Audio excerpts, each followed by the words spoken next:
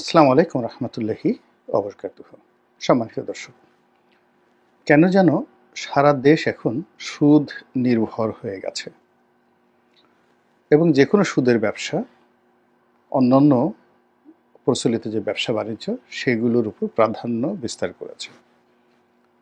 সারা দুনিয়ার যে উন্নয়ন, সে উন্নয়নটা সাধারণত নির্ভর করে কায়িক শ্রমের উপর। শ্রমের সঙ্গে যখন মেশিন যুক্ত হয় তখন সেই শ্রমকে কয়েক গুণ বাড়িয়ে দেয়। তার সঙ্গে মেধা এবং দক্ষতা, অভিজ্ঞতা এবং সর্বোপরি মার্কেটিং, এভাবেই বিশ্ব অর্থনীতি চালিত হয়ে এসছে।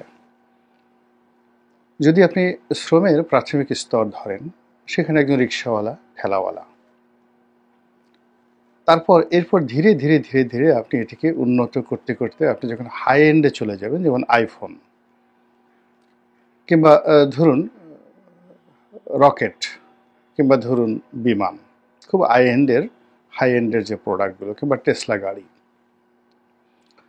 তো এ সকল যে ব্যবসা বাণিজ্য, সেই ব্যবসা বাণিজ্যের সঙ্গে মেধা, দক্ষতা, অভিজ্ঞতা, বিনিয়োগ আর অনেক কিছু জড়িত। এবং স্বাধীনতা বলতে যা বোঝায়, সার্বভৌমত্ব বলতে যা বোঝায়, সব কিছু নির্ভর করে যে একটা জাতি তার প্রযুক্তি, তার শিক্ষা দীক্ষা, মেধা, এটিকে কি করে অর্থনীতিতে সে ব্যবহার করতে পারে। এবং যে জাতি এই কাজটি যত সুন্দরভাবে ইতিহাসের যে সময় করতে পেরেছে, তারাই তত সফল হয়েছে। তো একটা সময় আমাদের এই পৃথিবীতে ব্রোঞ্জ যুগ ছিল, মানে যা কিছু তৈরি হতো ব্রোঞ্জ দিয়ে তৈরি হতো। তারপর সেটা স্টিল যুগ এলো, লোহার যুগ এলো। এরপর ধীরে ধীরে ধীরে ধীরে আজকের এই পর্যায়ে আমরা এসেছি। তো এখন সেই প্রাচীন যুগ বা প্রাগৈতিহাসিক যুগ কিংবা ধরুন মধ্যযুগ, সব সময়টিতেই অর্থনীতি সফল হয়েছে যখন সুদ কম হয়েছে, সুদের কারবারি কম হয়েছে, সুদ ভিত্তিক সমাজের পরিবর্তে পরিশ্রম ভিত্তিক, মেধা ভিত্তিক সমাজ ব্যবস্থা কায়েম হয়েছে। সেখানেই রাষ্ট্র, ব্যক্তি, সমাজ এর যে বিস্তৃতি ঘটেছে, উন্নতি ঘটেছে, সভ্যতার পাদপীঠে উঠেছে। তো আপনি যদি এখন ইংল্যান্ডে যান, আমেরিকাতে যান, জাপানে যান, সেখানে ব্যাংকে টাকা রাখার জন্য উল্টো আপনাকে টাকা দিতে হবে। সুদ হার একেবারেই কম। কিন্তু আপনি পৃথিবীর যে কোনো অসভ্য দেশে যাবেন, সেখানে গিয়ে দেখবেন যে আপনি ব্যক্তি পর্যায়ে সুদ, তারপরে যাকে বলা হয় ব্যাংকিং পর্যায়ে সুদ, প্রান্তিক পর্যায়ে সুদ, একেবারে চারিদিকে একটা সুদের রমরমা কারবারে রীতিমতো একটা সমাজকে আইয়ামে জাহিলিয়াতের দিকে নিয়ে যায়। একটি রাষ্ট্র যখন সুদের উপর ভাসতে থাকে, তখন সেখানে বরকত আসে না। আমরা ইসলামে সুদকে নিষিদ্ধ হিসাবে জানি। আমাদের দেশের আলেম ওলামারা সুদের বিরুদ্ধে যাকে বলা হয় ওয়াজ নসিহত করতে থাকে। তো প্রচলিত সুদ বলতে আমরা যেটি বুঝি, ব্যাংক থেকে সুদ নেওয়া, অমুক ব্যক্তি বেশি সুদ খায়, সুদখোর, মহাজন, দালাল, ফড়িয়া ইত্যাদি সব কিছু। তো এই টোটাল চক্রটি যখন বেপরোয়া হয়ে যায়, তখন ধরে নেবেন যে সেই চক্রের মাথার উপরে ইস্ট ইন্ডিয়া কোম্পানির রবার্ট ক্লাইভের মতো একজন দুর্ধর্ষ, নির্মম, নিষ্ঠুর সুদখোর বসে থাকে, যে তার সৈন্য পরিচালনা করার জন্য সুদের উপর নির্ভর করে। নিজের উপার্জিত অর্থ সে সুদে লগ্নি করে, আর সেই সুদ ভিত্তিক রাষ্ট্র কায়েমের জন্য সে রক্তপাত ঘটায়।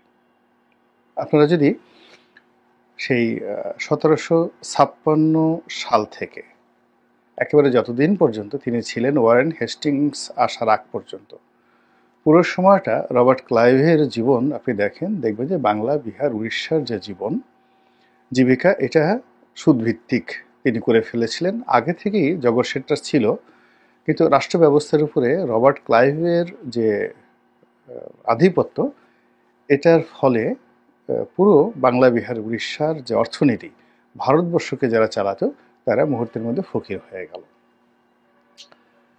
আমাদের এই সাম্প্রতিক সময়ে গত কয়েক মাসে হু হু করে সুদের প্রচলন বেড়ে যাচ্ছে, ভয়ঙ্কর রূপে বেড়ে যাচ্ছে। আমি বেশ কয়েকটা ব্যাংকের মানে নমুনা দেখলাম। তো ব্যাংকগুলো ব্যবসা করার পরিবর্তে এই ব্যাংকগুলো প্রচলিত অর্থে বিনিয়োগ করবে, ঝুঁকি নেবে, উদ্যোক্তাদেরকে শিল্প কলকারখানা তৈরি করার জন্য লোন দেবে, ঋণ দেবে, তারপরে তারা মুনাফা করবে। কিন্তু তারা সেই কাজগুলো করেনি। তারা অন্য দুর্বল ব্যাংককে টাকা দিয়েছে সুদে, সরকারকে সুদের উপর টাকা লগ্নি করেছে, আর সরকারের অভাবের সময় নগদ অর্থ ছাড়া বন্ডে তারা বিনিয়োগ করেছে। এবং এই কাজ করে একেবারে বড় বড় যে ব্যাংকগুলো সবগুলো এই গত এই প্রান্তিকে টাকায় সয়লাভ হয়ে গেছে। সেটা লিজিং কোম্পানি বলেন, ব্যাংক বলেন। আর অন্যদিকে সাধারণ জনগণ তারা ফতুর হয়ে গেছে। 2 নম্বর হলো, আপনি দেখুন যে এই সরকার IMF থেকে ঋণ পায়নি। এখন থেকে স্থানীয় সুদের উপর নির্ভর করতে হবে। তাকে স্থানীয় ব্যাংক থেকে ঋণ নিতে হবে, অথবা চড়া সুদে, যদি ডলারের ক্রাইসিস হয় তাহলে বিদেশ থেকে ঋণ নিতে হবে। আর যদি স্থানীয়ভাবে তাদেরকে ঋণ করতে হয় তাহলে বিভিন্ন ব্যাংক থেকে আরও চড়া সুদে ঋণ করতে হবে। এবং ব্যাংকগুলো যখন সরকারকে ঋণ দেওয়ার মতো একটা সুযোগ পাবে তখন তারা আর ব্যক্তি খাতে ঋণ দেবে না। কর্মসংস্থান, বিনিয়োগ সব কিছু মুখ থুবড়ে পড়ে আছে। এটা আমাদেরকে রীতিমতো দুর্ভিক্ষের দিকে নিয়ে যাবে। এবং এই দুর্ভিক্ষ কেন নেবে? সুদভিত্তিক একটি সমাজ, তার অনেক ঐতিহাসিক উদাহরণ রয়েছে। 1757 সাল থেকে 1770 সন পর্যন্ত ক বছর হয়? অর্থাৎ 13 বছরের মধ্যে, মাত্র 13 বছরের মধ্যে যে বাংলা ছিল স্বর্গ উদ্যান, সেই বাংলায় 1770 সালে একটি মহা দুর্ভিক্ষ দেখা দেয়। এবং সেই দুর্ভিক্ষে ওই জমানাতে 30 লাখ লোক মারা যায়। আবার বলছি, 1770 সালে যে দুর্ভিক্ষ হয় এই বাংলা, বিহার, উড়িষ্যাতে 30 লক্ষ লোক মারা যায়। বলা হয় প্রতি 5 জন লোকের মধ্যে একজন লোক মারা গিয়েছে। অর্থাৎ 1.5 কোটি মানুষ ছিল বাংলা, বিহার, উড়িষ্যাতে, সেখানে 30 লাখ লোক মারা যায়। সুদের যে কুফল, প্রাথমিক কুফল হলো এই দুর্ভিক্ষ। আমাদের দেশে যে কয়বারই দুর্ভিক্ষ হয়েছে, প্রায় তার আগে 7-8 বছর এইভাবে সুদের তাণ্ডব চলেছে। আজ ঢাকা শহরে যে সুদ ব্যবস্থা গড়ে তুলেছে বা সুদের যে বিধি ব্যবস্থা গড়ে উঠেছে, এটা জেলাতে গিয়ে দেখেন, উপজেলাতে গিয়ে দেখেন কি পরিমাণ স্থানীয় সুদী মহাজন, রবার্ট ক্লাইভ বা ইস্ট ইন্ডিয়া কোম্পানির মতো লোক দাঁড়িয়ে গেছে। অনেক মহিলা, অনেক পুরুষ, তারা কোনো কাজকর্ম বাদ দিয়ে কেবলমাত্র সারাদিন সুদ দিয়ে বেড়ায়। এবং এটা অত্যন্ত চড়া মূল্যে তারা, এমনও অনেক লোক রয়েছে প্রতিদিন বিভিন্ন দোকানে তারা ধরুন 10,000, 20,000, 30,000 টাকা প্রান্তিক পর্যায়ে দিয়েছে, তারা দৈনিক ভিত্তিতে সুদ কালেকশন করেন। অনেকে সাপ্তাহিক ভিত্তিতে সুদ কালেকশন করেন। এবং সুদের এই ব্যবসাটি আর তাদের কাছে কোনো লজ্জাকর বিষয় নয়। গ্রামে গঞ্জে, হাট বাজারে, আমার এই ভিডিও যারা দেখছেন তারা এই গত 7-8 মাসে খোঁজ নিয়ে দেখেন যে গ্রামের প্রান্তিক যে লেভেল যেটা রয়েছে সেখানে সুদের ব্যবসা কোন পর্যায়ে পৌঁছে গেছে। আমাদের দেশের এই যে সুদের প্রচলিত অবস্থার কারণে হুজুররা আগে সুদের ওয়াজ করতেন, সেই ওয়াজও বন্ধ হয়ে গেছে। এখন আর কেউ সুদ নিয়ে কেউ ওয়াজ করে না।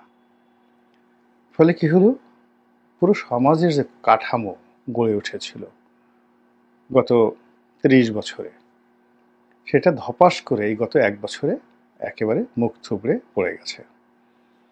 যে অর্থনীতি, যে ব্যাংকিং ব্যবস্থা, যে উৎপাদন, যা কিছু দাঁড়িয়েছিল সব কিছু এখন সুদভিত্তিক হয়ে গেছে।